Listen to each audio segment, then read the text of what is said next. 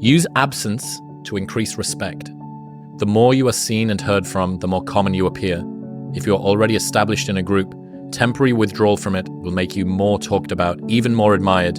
You must learn when to leave. Cultivate value through scarcity. Yeah, I mean, the problem that a lot of people have with my books and in life is they're too black and white.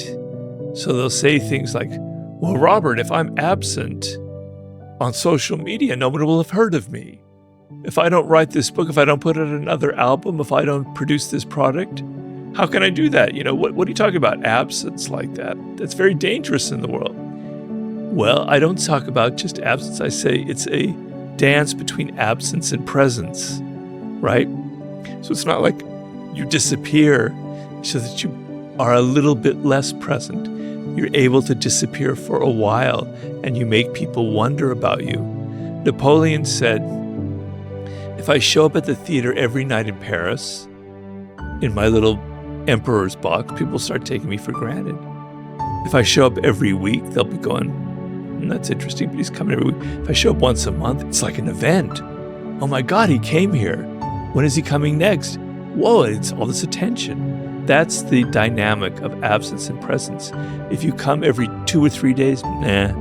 If you come every week, nah. You come a month, yeah. If you come every year, people will forget about you, won't have any power. Yeah. You have to know exactly the dynamic. Isn't it interesting that this is reflected neurologically with intermittent schedule reward, or variable schedule reward too, which is exactly what social media and slot machines and gambling, it's what they all work on. Yeah. Well, what is that? So if you press a button, perfect example of this, mice get to push a button. You're into mice again. You like the mice. I need to use something as a legitimate example here. So mice get to push a button.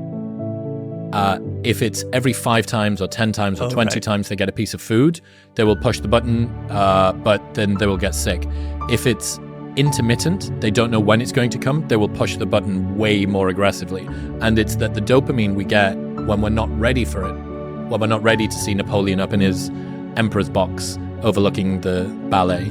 Yeah. That's real. And ever since the second episode that we did, it's always in my mind, and I always think about your face whenever I think of this particular sentence. Aloofness is alluring.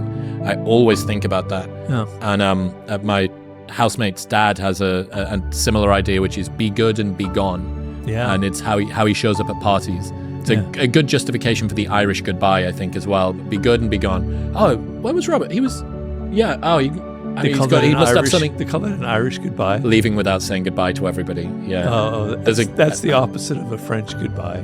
It takes forever, or you never leave. Everyone's like kissing each other and talking to each other at the door, and they never leave.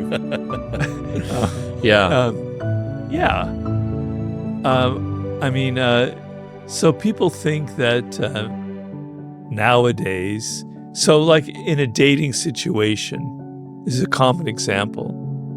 If nowadays, because things are different, you have a date, and if you're like texting her the next day or that evening, it's kind of like, something is, I don't know about this guy's a little bit desperate. I'm not so sure about it. If you text the next day, it's a little bit. If you take 2 days, but not 3, she's starting to think about you. She's starting to go, this guy's interesting. Maybe he doesn't like me, or maybe he does. I'm not sure. And she starts thinking about you, starts fantasizing about you. Then the second day, your name pops up. It has power, it has effect. So if you're inundating somebody, you don't give them room to fantasize. You don't give them room to think about you. And then they start taking you for granted kind of thing, So people say, yeah, but in the world, like celebrities will tell me, I had this one female rap star, I'm not going to say her name, who was saying, yeah, but Robert, in social media, I can't disappear. And I go, yes, you can. I mean, it was before the social media era, but Michael Jackson would disappear for several years before a record. Beyonce disappeared for like 2 years in between records, didn't produce anything. Then when she came out with a record, whoa, what a splash. You can still get away with it now. You just have to know the sweet spot. You have to know that maybe in social media, you can't disappear for a year or even a month. But if you do it for a week, people will notice it and they start thinking about you. So you have to kind of know how to play the game. I think there's a momentum build as well that perhaps is everybody need a price that you need to pay in the beginning. So there's a technique in erg rowing. So when you sit on one of those indoor rower things, concept 2, and what people will do in order to get the speed up more easily, they'll do little pulls, and then they'll do really long pulls, and that's when they start to get their power in. And I often think about that when it comes to people beginning anything. It's like, hey, if you haven't started your podcast, you don't get to be absent in the beginning. Yeah. Like, that's just called not starting your podcast, right? You know, delaying the publishing of your first book is not you being aloof and alluring. It's you just not getting the work done. Yeah. So there is a price, there is momentum, inertia that needs to be accumulated. And then you break expectations. So this shows that I don't have the can to show you. I launched a product last year, and we had fades, colored fades, orange to orange, or yellow to orange, yellow to green. And then the third can that we released was just pure white. And I wanted to break the pattern. I wanted to set expectations and then very quickly to break them. Right. And I thought about it kind of the same from a branding perspective there too. I think I have a convention. I think I know what to expect. Oh, that's a little bit interesting. That's different to what I would have thought. Yeah, but you need to have created the setup for that. Precisely correct. Yeah. Precisely correct. Breaking a convention before you've set a convention is just being sporadic and sort of scattergunning everywhere.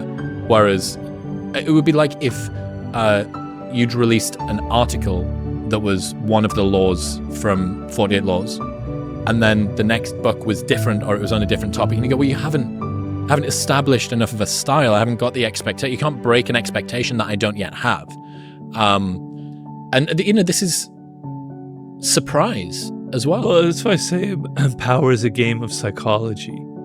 So you have to master these very subtle and invisible rules of psychology.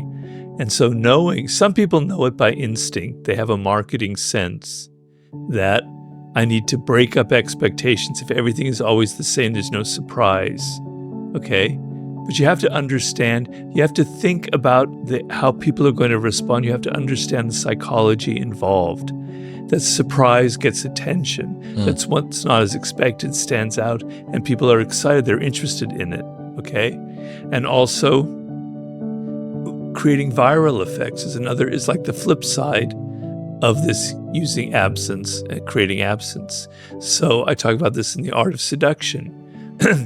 If you pass by a restaurant where there's just one couple sitting there eating, you go, and the menu looks good and the reviews are good, you go, nah, I don't think we want to go there. You go a few blocks further and there's this restaurant. People are packed, they're sitting there, they're all laughing, they're drinking. All right, let's go in there. The food could be crap. Yeah. But because you see other people doing it, you're drawn into it. Well, you are speaking my language as an ex-club promoter. Yeah. So we would do everything. We would, one of the strategies we used to have was outside of a nightclub, your queue, the length of your queue is the determinant of how busy it is inside, but the length of your queue is determined by how wide the queue is, not by how many people are in the queue. So we kept a too wide queue. So we would squeeze the barriers in, and these people would be going 2 by 2 like Noah's Ark, but we would be able to create a queue that was 100 yards long. Well, you see, and these are things you just knew instinctively. I don't know, some people maybe don't get that kind of thing, but that's the kind of psychology you want to play on. I talked about how in P.T. Barnum, he was a master of this. He had the Museum of Oddities in Manhattan, right? And the whole game was to get people inside, because once they were inside, there were all these odd, really weird shit in there that was so strange and interesting, these curiosities, these deformed, fetuses and animals. How do you get them inside? So he hired the worst possible band he could find to play really terrible music right near his museum. And they would be playing so loud that people would run inside the museum to escape this music. That's the kind of thinking, Machiavellian queue organizing. Yeah. Actually, speaking of that, I told you I'm going to Florence next week. I'll be able to see Niccolo's Tomb. It's in Santa Croce. I love Santa Croce.